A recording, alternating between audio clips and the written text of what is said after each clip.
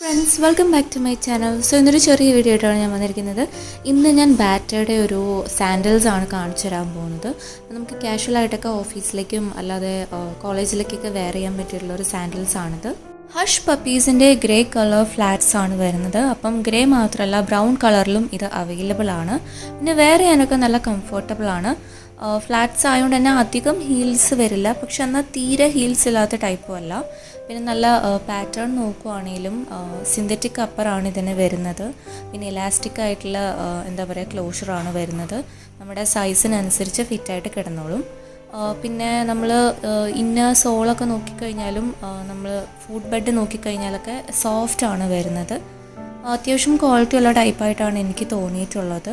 പക്ഷേ വെരി നോർമലായിട്ടുള്ളൊരു ഡിസൈനാണ് ഈ ഒരു സാൻഡൽസ് വരുന്നത്.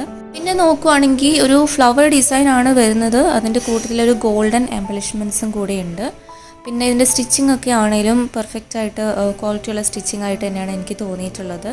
പിന്നെ നമ്മൾ അതിൻ്റെ ബാക്ക് പോർഷൻ നോക്കുവാണെങ്കിലും നല്ല ഗ്രിപ്പുള്ള ബാക്കാണ്, അതുകൊണ്ട് അധികം അങ്ങനെ സ്ലിപ്പ് ആവത്തൊന്നുമില്ല. ഇതിൻ്റെ സൈഡ്സൊക്കെ ഇങ്ങനെയാണ്, അപ്പം ഫ്ലാറ്റ്സ് ആണ്, പക്ഷെ എന്നാലും കുറച്ചൊരു ഹീൽസ് വരുന്നുണ്ട്. നമ്മൾ ഡീറ്റെയിൽ ആയിട്ട് ഞാനിതിൻ്റെ ഓവറോൾ ലുക്കൊന്ന് കാണിച്ചു തരാം. ഇങ്ങനെയാണ് ഇതിൻ്റെ ബാക്ക് പോർഷൻ വരുന്നത്. നമുക്ക് ജസ്റ്റ് പുള്ള് ചെയ്യാൻ വേണ്ടിയിട്ട് എളുപ്പത്തിന് നമ്മൾ ഇടുന്ന സമയത്ത് പുള്ള് ചെയ്യാൻ വേണ്ടിയിട്ട് അങ്ങനെ ഒരു ഓപ്ഷൻ ഉണ്ട്. പിന്നെ ഇവിടെ ഹഷ് പപ്പീസിൻ്റെ ചെറിയൊരു ലോഗോ പോലെ നമുക്ക് കാണാൻ പറ്റും.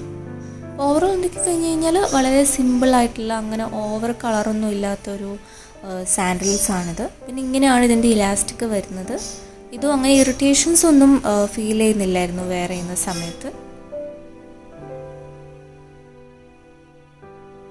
ഓവറോൾ നോക്കിക്കഴിഞ്ഞ് കഴിഞ്ഞാൽ അത്യാവശ്യം മോശമില്ലാത്ത ടൈപ്പ് ഒരു സാൻഡൽസാണ്.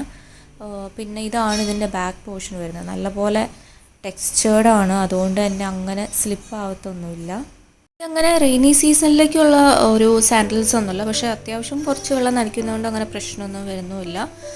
പിന്നെ ബാക്ക് പോർഷൻ നോക്കിക്കഴിഞ്ഞാൽ മനസ്സിലാവും നല്ലപോലെ എന്താ പറയുക ഗ്രിപ്പുള്ള ടൈപ്പാണ്. ഇതിൻ്റെ റേറ്റ് വരുന്നത് 2699 റുപ്പീസാണ്. അപ്പം നൈക്കയിലും മിന്ത്രയിലും അജിയോയിലൊക്കെ ഇത് അവൈലബിൾ ആണ്. ഞാൻ ലിങ്കൊക്കെ ഡിസ്ക്രിപ്ഷൻ ബോക്സിൽ അതുപോലെ കമൻറ്റ് സെക്ഷനിലും കൊടുക്കാം. നിങ്ങൾക്ക് എന്തെങ്കിലും ഡൗട്ട്സ് ഉണ്ടെങ്കിൽ നിങ്ങൾക്ക് എന്നോട് ചോദിക്കാവുന്നതാണ്. പിന്നെ ഇത് ഈ ചെറിയ വീഡിയോ ഇവിടെ അവസാനിച്ചിരിക്കുന്നു. വീഡിയോ ഇഷ്ടമെങ്കിൽ ലൈക്ക് ചെയ്യണം, ഷെയർ ചെയ്യണം. അതുപോലെ ആദ്യമായിട്ട് എൻ്റെ ചാനലിലേക്ക് വരുന്നെങ്കിൽ സബ്സ്ക്രൈബും ചെയ്യണം. താങ്ക്